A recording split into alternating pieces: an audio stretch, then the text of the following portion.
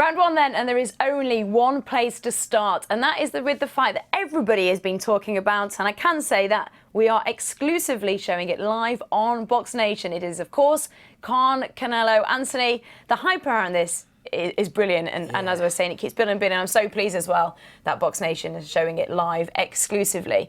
So many people, though, kind of want their neck in almost. So we've got obviously Khan, Canelo, but then Golovkin's name's been thrown there.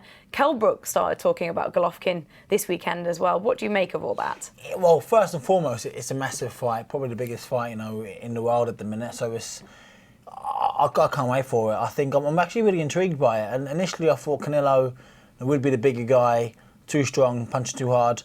But I just can't get beyond the fact that what Mayweather did to him with his speed and his guile and his movement, I think Khan, I'm not saying he will, but I'm saying he's got the attribute to do that and to frustrate him and to use his foot speed and his hand speed and to make it a really interesting fight. I think the big question mark is, can he take Canelo's power? Because obviously he's shown in the past that when he does get hit clean, he does go over, and I'm sure Canelo does punch harder than a Garcia or a Bradis Prescott. So it's an interesting one, but I think when Khan steps in the ring on May 7th, I'll be the best Khan we've ever seen, and to get the win, it'll have to be the best Khan we've ever seen as well. Yeah, definitely. I think we all can't wait to watch this one.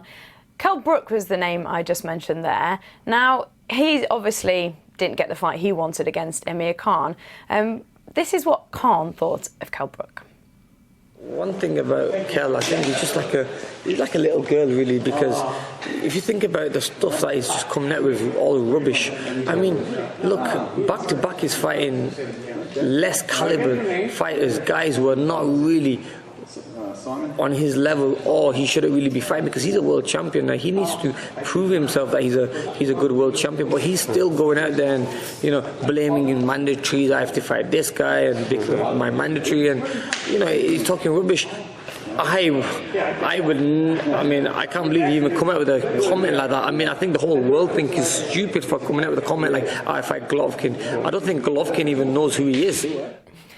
Brook, of course, mentioned Golovkin after his fight against Bizier at the weekend. But what's interesting is, when Khan was asked about Golovkin, this was his reaction. You could potentially end up being Gennady Golovkin's mandatory. Is that a fight that you're willing to take?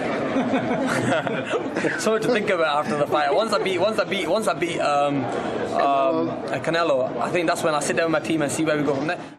Once a beat, he forgot he was fighting because he was that thrown by the question of Golovkin, and there was a real nervous laugh there. What did you think of his reaction there? From what I've seen, Khan wouldn't really want to fight Golovkin, maybe. Yeah. Obviously, he has to beat Canelo for that even to be an option. Of course, yeah, and that's a big enough task in itself. But I think, Khan, he's not a natural middleweight. I think he said in the past he's not a natural middleweight. He's going to walk to the ring at 155. Golovkin, he said before he'll fight at 160, at 11 stone 6, that's his weight.